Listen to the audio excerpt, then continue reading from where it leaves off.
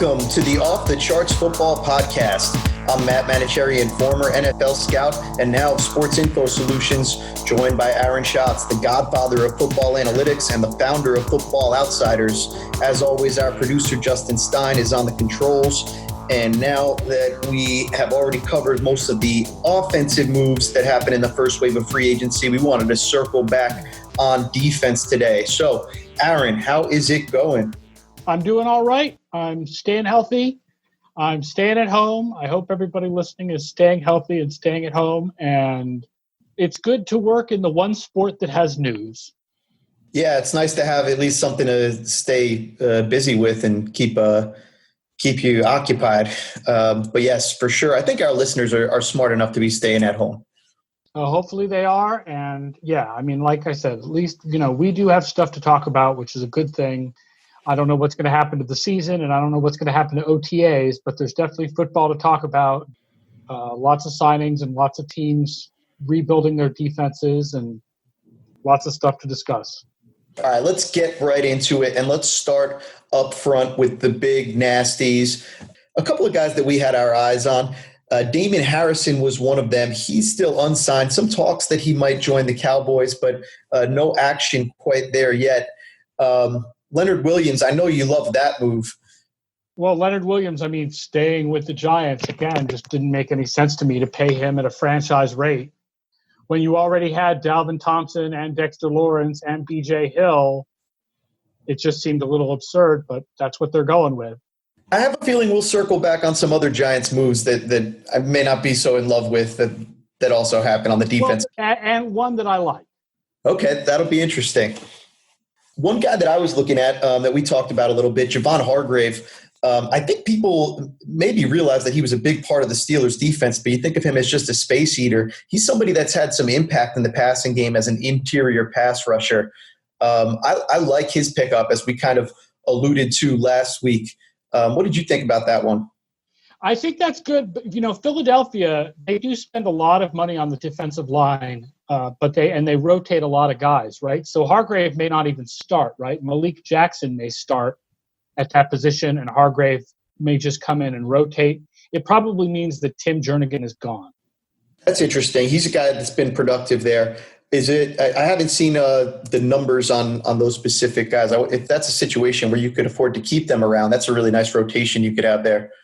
Yeah, but that would then be, if they kept Jernigan around, then that would be 4 guys that they were paying pretty good money to. That's a lot at defensive tackle, considering they've got a couple of other depth guys also. They probably can stick with 3. And we always thought that they were probably going to have to address the back end more so than the front end this offseason. Well, they did. They signed Nico Roby-Coleman, the best named cornerback in the NFL. I like the Nico Roby-Coleman signing by the Eagles. I think that's very nice. And, of course, they also traded for Darius Slay. So they rebuilt their back end. We'll have to see what they end up doing at safety. They signed this guy, Will Parks, but he hasn't played that much in Denver. Or they could move one of their cornerbacks into a safety position to replace Malcolm Jenkins, whose option they didn't pick up, and he's off to the Saints. Yep, that's what I heard the plan was there. I think it was Mills that they were planning on moving to safety, if I remember correctly. He can't be worse at safety than he was at corner, so good move there. Yeah, we'll have to see. Maybe if they feel like he can be a box safety, then, it's interesting. We don't think of it, but football has a little bit of a in baseball, Bill James used to talk a lot about the defensive range of players, that you kind of moved down the defensive spectrum as you got older, right? Players would move from center field to like third base to like first base as they got older.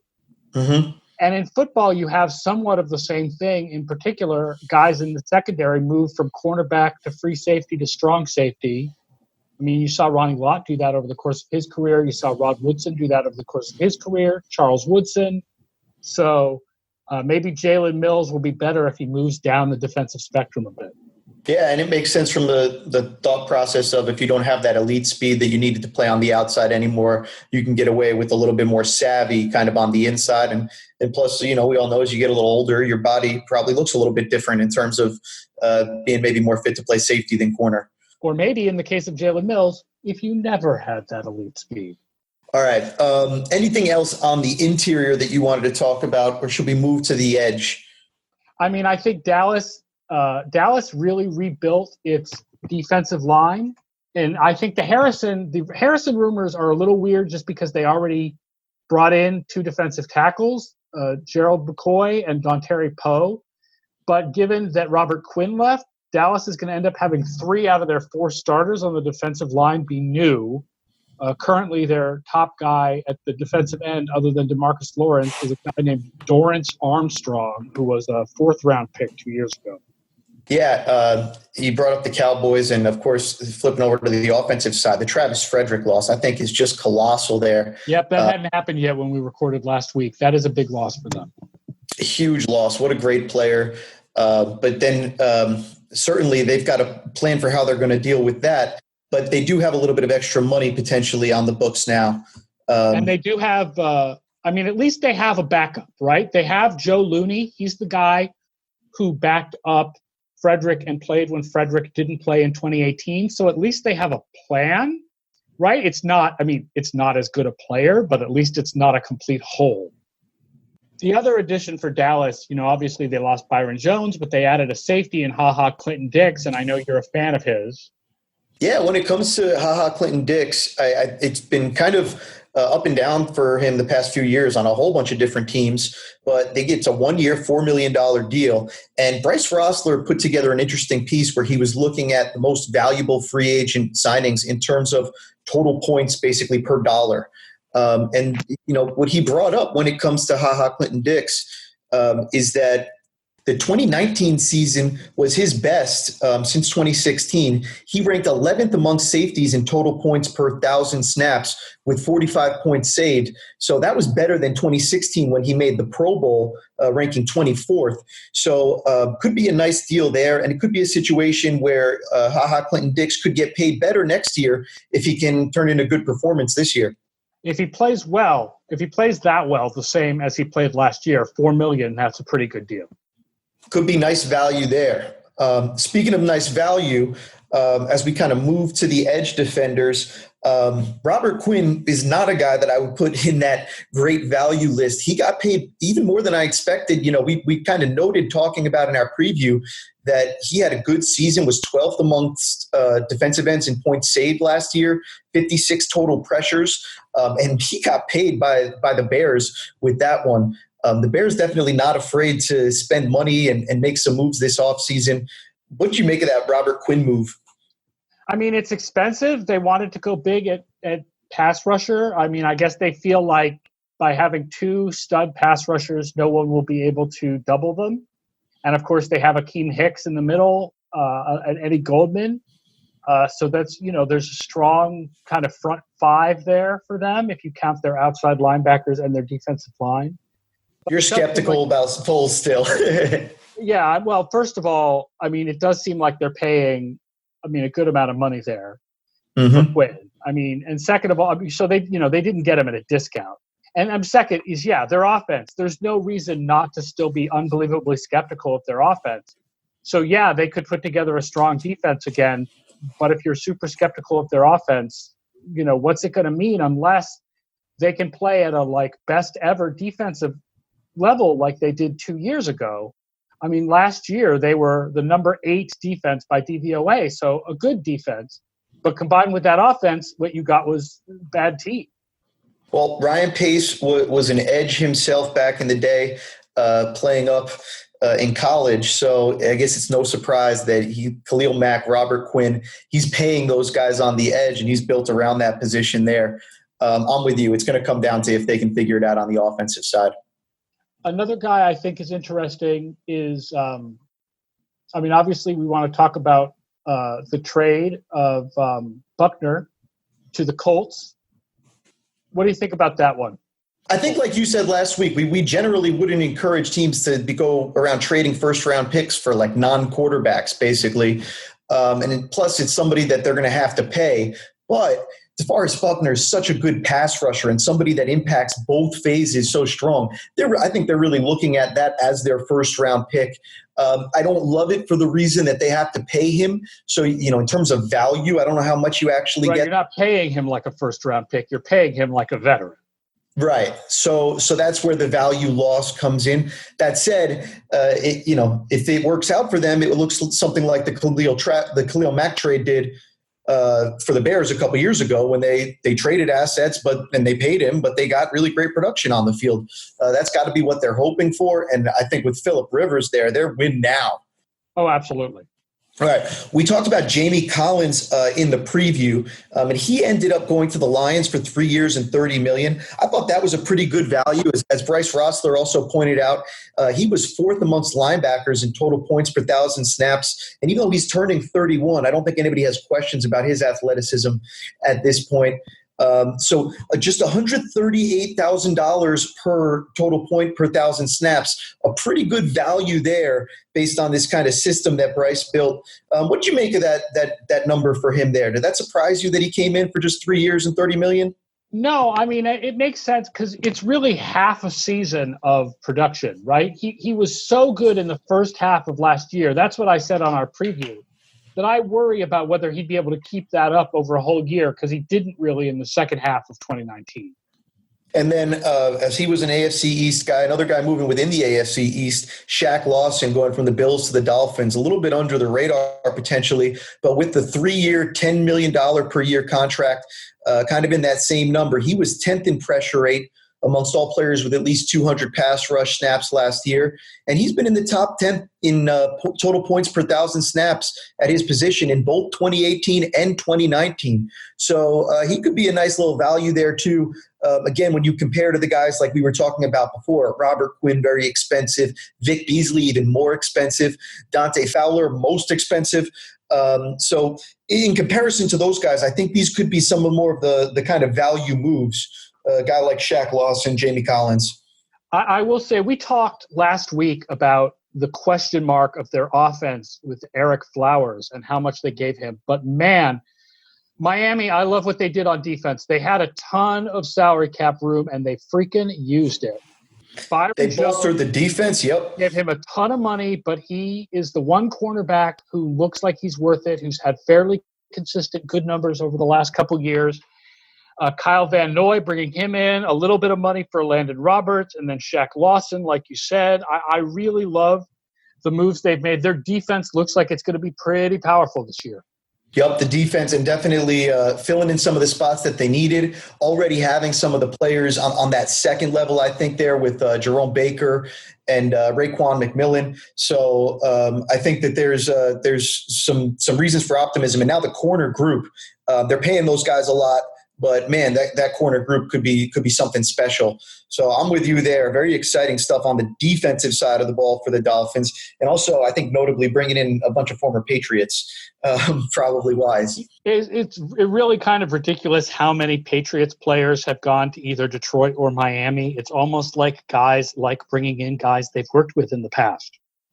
Yeah, and it makes sense. They're trying to build their system. They want guys that know their system. I think part of what you pay for when you pay for veterans is having guys that have been in the system, that know how you want to run things, and that can keep your kind of locker room operating smoothly. So I get it from that perspective, and it'll be interesting to see what happens in the draft as far as if the Dolphins go Tua or what that can start to take shape on the offensive side of the ball. They still have a lot of draft capital.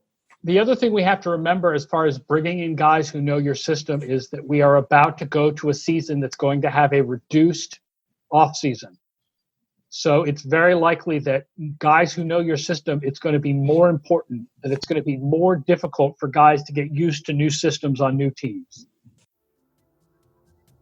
Sports Info Solutions brings you the second annual edition of the SIS Football Rookie Handbook, with scouting reports and statistical breakdowns on over 280 college football players who are likely to be drafted or signed as rookie free agents in 2020. New features this year include unique and informative NFL team pages, research deep dives by the SIS R&D team, and, for the first time ever, the NCAA version of the SIS flagship football statistic, Total Points. At Sports Info Solutions, we collect and analyze college football players like it has never been done before. Whether you're a film junkie, an aspiring analyst, or just looking for the most comprehensive information on what your NFL team's rookies did while they were playing college football, this book has what you are looking for and more. Michael Lombardi, former NFL general manager and three-time Super Bowl winner, said, "This book is the closest fans will get to reading real NFL scouts reports, because it is detailed reporting with a complete understanding of what it takes to play in the NFL. Well done." John Park, the manager of research and strategy for the Indianapolis Colts, said, "Scouts matter because not everything that counts can be counted, and relevant data matters since not everything that can be counted counts. With that said, SIS creates relevant football data that matters." Please check out the SIS Football Rookie Handbook. It is available wherever you get books. You can get it on acta.com, ACTA.com. You can get it on Amazon.com, or you can find it at Barnes & Noble. That's the SIS Football Rookie Handbook, comprehensive scouting and analytics guide, all of the 2020 NFL Draft prospects, brought to you by Sports Info Solutions. All right, moving on to the second level, the linebackers. There were a couple of interesting moves there, guys kind of moving around. I think Schobert's kind of like a nice fit for a team in the Jaguars that really needed some help at that linebacker position. Kind of some moving pieces, but one that I think we cautioned against Blake Martinez getting paid too much money. And according to Bryce's analysis, he was $420,000 per total point per 1,000 snaps. Of course, our friend Dave Gettleman overpaying for Blake Martinez's tackle totals, I think is what's going on there. That was the big one for me on the second level. What do you make of the linebacker movement? I thought, not a lot. I mean, I guess part of it is, if you just think analytically, off-ball linebackers don't tend to move the needle as much anymore. So, I don't think as much about them moving, but I definitely understand your feelings about Blake Martinez. Corey Littleton is a guy who switched teams and went to Vegas from the Rams. And I know he's considered a really good pass coverage linebacker, but the Rams were not particularly strong against tight ends or running backs last year. So I don't know if perhaps his reputation is a little stronger than his performance. Yeah, and it has to be the ability in pass coverage that's going to separate you as a linebacker. You can't pay for a linebacker. Modern NFL, absolutely. But if you do have a guy that can be that really can cover the great linebackers and tight ends, then that can be super valuable for you. I don't think anybody would argue against that when you have a Darius Leonard type player. I will say the move I do like, as long as we're talking about the Giants, I liked them bringing in James Bradbury. We talked about him a little bit in the free agency preview, that his numbers were not as strong as Byron Jones. But if you consider the fact that he has to face those really quality number one receivers in the NFC South, that he might be kind of an impressive signing. And they did pay him pretty well. He didn't come at a discount, but I do think that that's a nice signing for the Giants. Yeah, I think solid player. I think it's probably an overpay. I know a lot of guys that are big zealots of the Panthers, and they're sad to see him go. So there's something to that when you get the real diehards that really don't want to see a player leave. That's usually a positive indication about the guy. Clearly, Gettleman loves him. It ties back to one of the basic concepts of free agency, which is that free agency generally hurts the teams that lose players more than it helps the teams that gain players. And this is reflected in the Football Outsiders preseason projection system, where teams losing talent ends up costing them more than teams gaining talent based on our research from the last few years. And I've seen research done by other people that shows the same thing. Like, we talk so much about teams adding players in free agency, but what really matters even more is the teams that lose players. Right. A nuanced point for our listeners there. And when it comes to Bradbury, I think maybe a little bit less nuanced. I think that Gettleman just thinks he's a tough guy. I mean, he plays tough. He's going to bring that kind of mentality to your defense, even from the corner position. So you like I think he likes the familiar, and to an extent, like we said with the Patriots former coaches bringing in Patriot guys, I think he's bringing in a player that he knows can be, even if he's overpaid, a leader in that cornerback's room. Gettleman likes former Panthers, no question about it. All right, we touched on Byron Jones as well, too, kind of the prize of the free agent market, albeit, he came expensive also. One guy that came in on the bargain side of things, Darqueze Dennard, 3 years, $4.5 million a year. That's just $125,000 per total point per 1,000 snaps. He's been really consistent the last 3 years, 46th, 13th, and 45th in that total points per 1,000 snap metric over the last 3 seasons. So he was one that, I don't think he was a guy that we circled in terms of being a standout guy, but in terms of the price tag on him, a nice little bargain shopping there for the Jaguars, I thought. That's an interesting one. And then the Bengals let him go, and then they brought in like a lot of defensive backs. If you look at the Bengals, they brought in 2 guys from Minnesota, Trey Waynes and Mackenzie Alexander. Then they brought in the safety from New Orleans, Von Bell, who does not fill a need. They already have 2 starting safeties. And then they signed another cornerback whose name escapes me, but from Denver. They have really added a lot of defensive backs. It makes me wonder if they're planning on playing like a dime base next year because their linebackers are so questionable and Nick Vigil left. And then they've got so many defensive backs now. Right. It seems like that really could be what they're doing, maybe a 3 safety set. All right, so let's move on to those safeties and talk about that. We talked about the Eagles a little bit before and them losing Malcolm Jenkins. So some musical chairs going on. Jenkins, of course, goes back to New Orleans. And then we just mentioned that Von Bell was vacating that spot. And now he's in Cincinnati. So with all those musical chairs, I love Jenkins going back to New Orleans, where we started our careers together in 2009. But also, I think that's a tough loss for the Eagles that for all of the excitement with Javon Hargrave and with Darius Slay, that could be one that I think that they end up missing. I don't think they were really in position to lose people back there.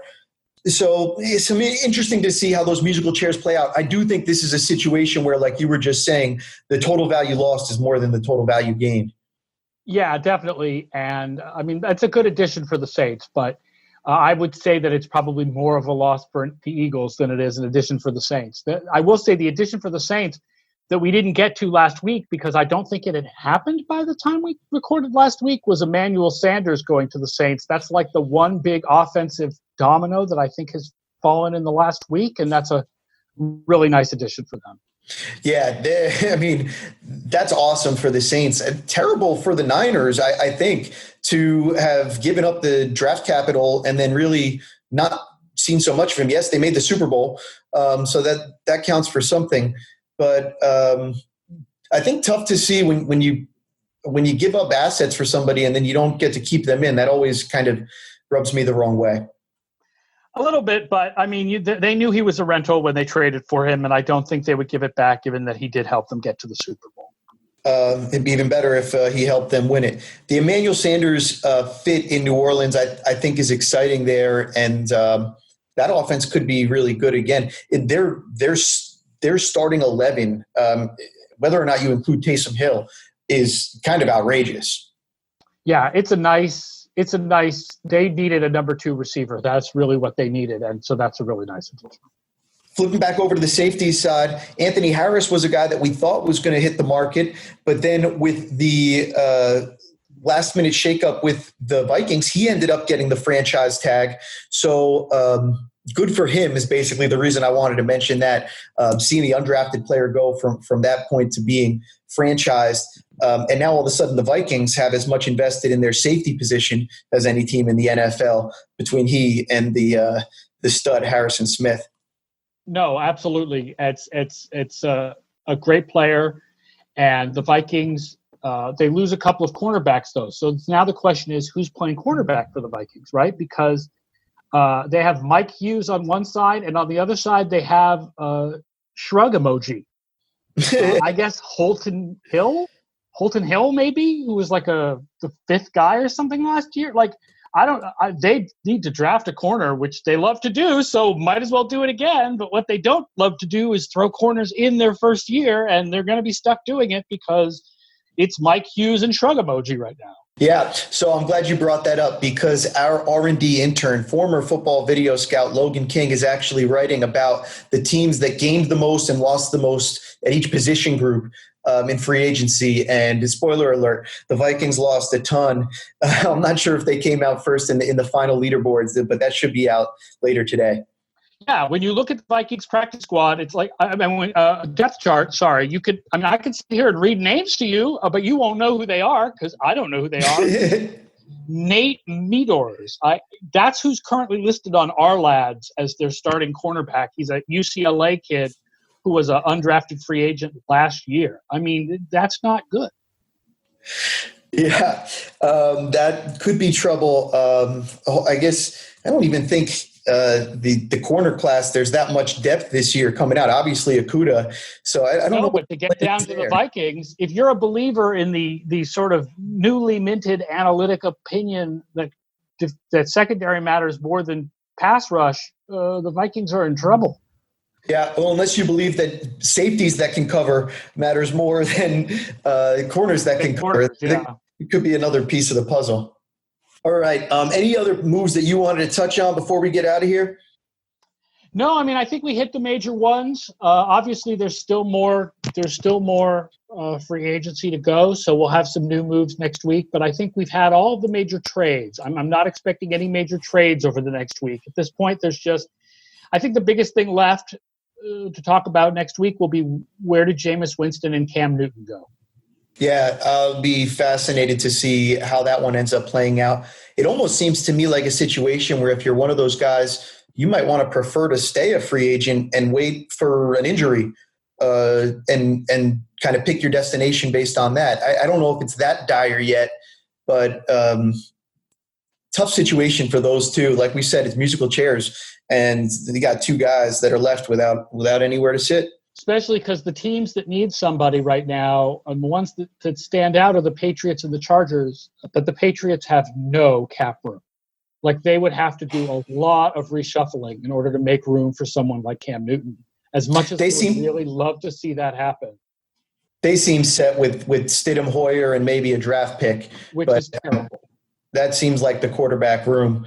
I could see the Cam Newton one makes more sense there, but I don't know. It remains to be seen. Knowing what we know about defensive regression likely to hit both teams, who do you like better?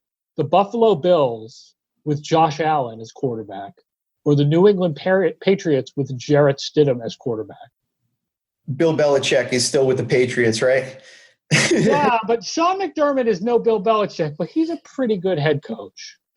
Yeah, I think on paper, if you really take away the coaches and you really just look at the teams, I think you'd have to say that the Bills' defense is trending more positively. We make fun of Josh Allen, and we make Bills fans so mad, and Bills fans hate analytics people so much because of what we say about Josh Allen. But, I mean, you would have to expect Josh Allen to be better than Jarrett Stidham. I mean, easily. With the same coach, I think they would be that you could say that. with Bill Belichick and Josh McDaniels, I would not be surprised to see the Patriots. I still think they're the favorite, right? No, I guess I have more faith in McDermott and Brian Daboll than you do, but I thought the Patriots would add another quarterback. I didn't think they would really go into next year with Jarrett Stidham as their likely starter. I think at that point it makes Buffalo the favorite. What do you think? Jordan Love, could you see them going in that direction? Well, here's a little Cubase preview coming on ESPN soon. Cubase does not like Jordan Love. I could have told you that.